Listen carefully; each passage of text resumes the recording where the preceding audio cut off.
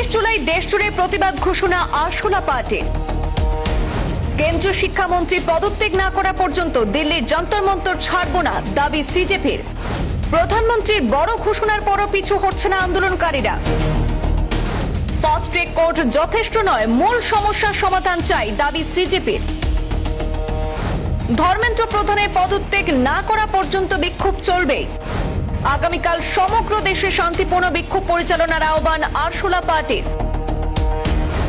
JP নাড্ডার ঘর কিংবা কার্যালয়ে কোনো ধরনের আলোচনায় রাজি নয় সিজেপি। আলোচনা যন্তর মন্তর বা নিরপেক্ষ স্থানে করার দাবি আন্দোলনকারীদের। প্রধানমন্ত্রী ফাস্ট ট্র্যাক আদালত গঠনের ঘোষণার পরও আন্দোলন থেকে সরে আসার কোনো ইঙ্গিত দিল না ককরোচ জনতা পার্টি। সংগঠনের স্পষ্ট বক্তব্য, কেন্দ্রীয় শিক্ষামন্ত্রী ধর্মেন্দ্র প্রধান পদত্যাগ না করা পর্যন্ত যন্তর মন্তরের আন্দোলন চলবে। একই সঙ্গে 24 জুলাই দেশ জুড়ে শান্তিপূর্ণ প্রতিবাদ কর্মসূচির ডাক দিয়েছে সংগঠনটি। আজ বৃহস্পতিবার সকালে সামাজিক যোগাযোগ মাধ্যম এক্স হ্যান্ডেলে প্রধানমন্ত্রী নরেন্দ্র মোদী প্রশ্নপত্র ফাঁস সংক্রান্ত মামলার দ্রুত নিষ্পত্তির জন্য ফাস্ট ট্র্যাক আদালত গঠনের ঘোষণা দেন। তিনি লিখেছিলেন, দেশের যুব সমাজের কল্যাণ এবং ভবিষ্যতের চেয়ে গুরুত্বপূর্ণ আর কিছু নয়। পাশাপাশি সংশ্লিষ্ট দপ্তরগুলিকে দ্রুত প্রয়োজনীয় পদক্ষেপ নেওয়ার নির্দেশ দেওয়ার কথাও জানান। তবে প্রধানমন্ত্রীর এই ঘোষণার পরও নিজেদের অবস্থান থেকে সরে আসেনি সিজেপি।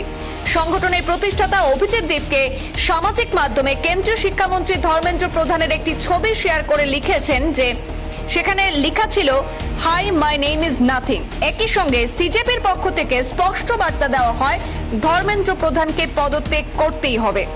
সংগঠনের জাতীয় মুখপাত্র আশুতোষ রাঙ্কা বলেন, দীর্ঘ 1.5 মাসের আন্দোলনের পর প্রধানমন্ত্রী বিষয়টি নিয়ে প্রতিক্রিয়া জানিয়েছেন। সেটিকে তারা ইতিবাচক হিসাবে দেখছেন। তবে তার দাবি, শুধু দ্রুত বিচার বা কঠোর শাস্তির ঘোষণা যথেষ্ট নয়।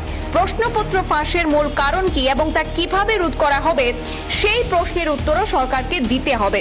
রাঙ্কার কথায়, আঘাত পাওয়ার পর চিকিৎসা করা এক বিষয়, কিন্তু আসল লক্ষ্য হওয়া উচিত যাতে ভবিষ্যতে এমন ঘটনা আর না ঘটে। তার অভিযোগ, বর্তমান অবস্থায় জবাবদিহির অভাব থাকায় বারবার এমন ঘটনা ঘটছে। তিনি আরো জানান, ধর্মেন্দ্র প্রধানের পদত্যাগ না হওয়া পর্যন্ত দিল্লির যন্তর মন্তরে আন্দোলন এভাবেই চলবে।